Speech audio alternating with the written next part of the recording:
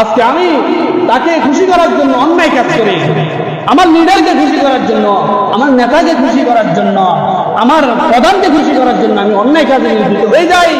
কিন্তু দেখা যায় অবশেষে ওই আমার লিডার, ওই আমার নেতা, ওই আমার কমান্ডার, সে আমাকে ভুলে যায়, আমাকে বিপদের সম্মুখীন হতে হয়। এই জন্য ভাবিয়া করিও কাজ, করিয়া ভাবিও না, ভাবিয়া করিও কাজ, করিয়া ভাবিও না। আমাকে যেই সেক্টরে দেওয়া হয়েছে, আমাকে যেই কাজে নিয়োজিত করা হয়েছে, ওই কাজটাকে আমি গরিবত মনে করি, ওই কাজের উপর আমি ন্যায়ের উপর থাকি, নীতির উপর থাকি, ইনশাল্লাহ আমার দুনিয়াতেও ভালো হবে, আখিরাতেও ভালো হবে। দুনিয়াতেও ভালো হবে, আখিরাতেও ভালো হবে। আল্লাহ কাজ করার জন্য বলেন, এমন নয়, আল্লাহ কাজ করার জন্য বলেছেন। কাজটা আমি হালালভাবে পরিচালনা করি।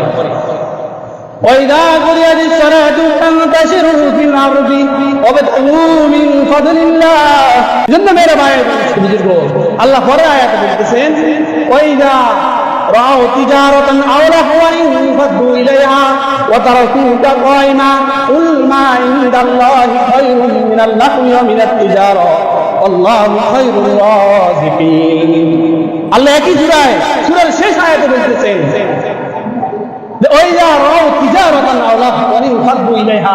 আয়াত নাযিল হওয়ার একটা শানে নজর আছে, প্রেক্ষাপট আছে।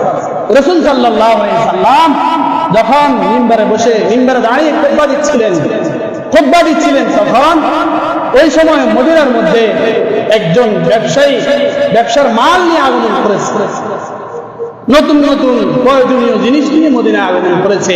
ওই সময় রাসূল মিম্বারের উপর খুতবা দিচ্ছিলেন। وإذا رأوا تجارة أو لهوا انفضوا إليها وتركوك قائما। রাসূল দাঁড়িয়ে মিম্বারের উপর খুতবা দিচ্ছেন। ওই ব্যক্তির নাম ছিল দিহাই ইবনে খলিফা। দিহাই ইবনে খলিফা কিছু ব্যবসার মাল নিয়ে আসছে।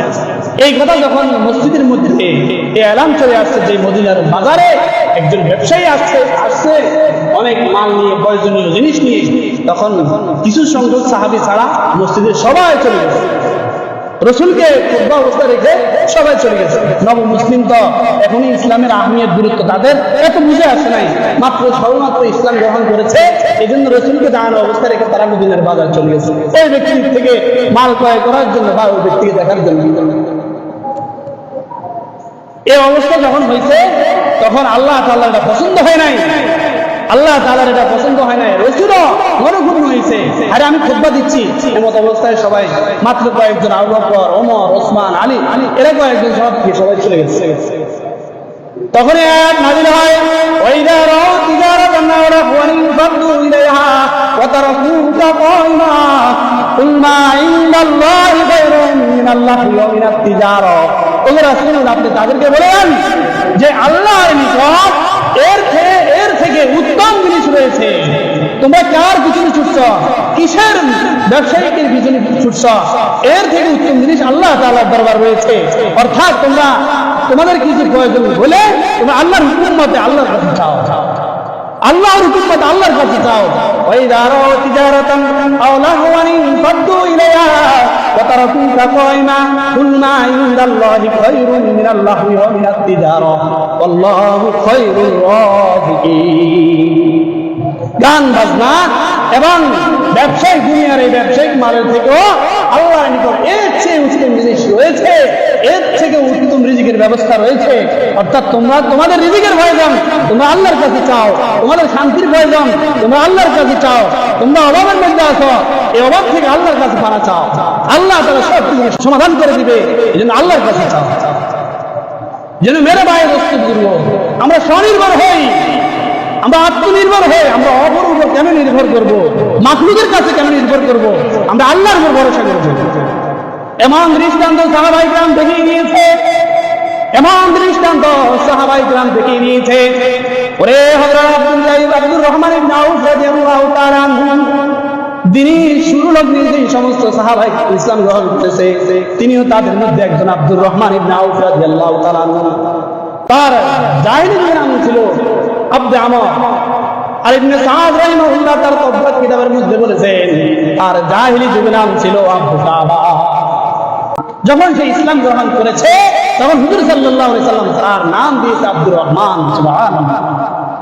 এই সাহাবী ইসলামের শুরু লগ্নে যে সমস্ত সাহাবায়ে কেরামরা এই আবিসিনিয়ায় হিজরত করেছেন, 11 জন পুরুষ 4 জন মহিলা, তাদের মধ্যে এই আব্দুর রহমান ইবনে আউফ রাদিয়াল্লাহু তাআলা ছিলেন উন্নত পর্যায়ের। এরপরে যখন মক্কা থেকে মদিনায় হিজরত করে, তখন আব্দুর রহমান ইবনে আউফ রাদিয়াল্লাহু তাআলা মদিনায় হিজরত করেন। এজন্য এই সাহাবীর লকব হলো সাহিবুল হিজরাতাইন। এই সাহাবী যখন মদিনায় হিজরত করেন, তখন রাসূলুল্লাহ সাল্লাল্লাহু আলাইহি সাল্লাম সমস্ত সাহাবায়ে কেরামকে মুহাজির হিসেবে দাঁড় করে, আর মদিনায় যারা বসবাস করত তাদেরকে আনসার হিসেবে দাঁড় করে তাদের সাথে ভ্রাতৃত্ব কায়েম করে দিয়েছে। প্রত্যেক মুহাজির ভাইদেরকে আনসার ভাইদের ঘরে ঘরে আল্লাহ রাসূল সাল্লাল্লাহু আলাইহি সাল্লাম থাকার জন্য এবং রাখার জন্য আনসার ভাইদেরকে বলেছে, এবং আনসার ভাইদের সাথে তাদের সাথে ভ্রাতৃত্ব সম্পর্ক কায়েম করেছে। তাদের মধ্যে আব্দুর রহমান ইবনে আউফ রাদিয়াল্লাহু তাআলা আনহুকে হযরত সাদ ইবনে রাবি আল-খাজরামির সাথে তাকে ভ্রাতৃত্বের সম্পর্ক কায়েম করে দিয়েছে, এবং তার সাথে তার ঘরে থাকার জন্য হযরত আব্দুর রহমান ইবনে আউফ রাদিয়াল্লাহু তাআলা আনহুকে দিয়েছে। এই সাদ ইবনে রাবি আল-খাজরামি রাদিয়াল্লাহু তাআলা আনহু তিনি ছিলেন বনু খজরাজ গোত্রের কমান্ডার, বনু খজরাজ গোত্রের সর্দার। এমন আনসার ভাইরা মুহাজির ভাইদেরকে এত সহানুভূতি দেখাইছে, এত সাহায্য করেছে, যেটা দুনিয়ার শুরু থেকে এই পর্যন্ত মানব সভ্যতার জন্য, মানব সমাজের জন্য যেটা দৃষ্টান্ত হয়ে আছে, দৃষ্টান্ত হয়ে থাকবে। আনসার ভাইরা মুহাজির ভাইদেরকে কি পরিমাণ সহানুভূতি করেছে, কি পরিমাণ সাহায্য করেছে, তার দৃষ্টান্ত হযরত আব্দুর রহমান ইবনে আউফ রাদিয়াল্লাহু তাআলা আনহু এবং আনসারী সাহাবী সাদ ইবনে রাবি আল-খাজরামি রাদিয়াল্লাহু তাআলা আনহুর মাঝে। হযরত সাদ ইবনে রাবি রাদিয়াল্লাহু তাআলা আনহু অনেক ধনাঢ্য ব্যক্তি ছিল,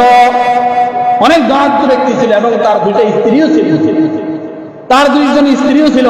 হযরত সাদ ইবনে রাবি আল-খাজরামি রাদিয়াল্লাহু তাআলা আনহু বললেন, ভাই, আমাকে তো আল্লাহ তাআলা অনেক ধন সম্পদ দিয়েছে, আমি আমার ধন সম্পদগুলি আমার স্ত্রীদের মাঝে বন্টন করে দিই, ভাগ করে দিই, এরপরে আপনি আমার 2 জন স্ত্রী থেকে আপনার যাকে ভালো লাগে আপনি তাকে বিবাহ করেন। সুবহানাল্লাহ, আমি তাকে তালাক দিয়ে দিই, আপনি তাকে বিবাহ করেন। এই দৃষ্টান্ত দুনিয়ার বুকে কেউ দেখাইতে পারে নাই, একমাত্র সাহাবায়ে কেরাম দেখাইছে।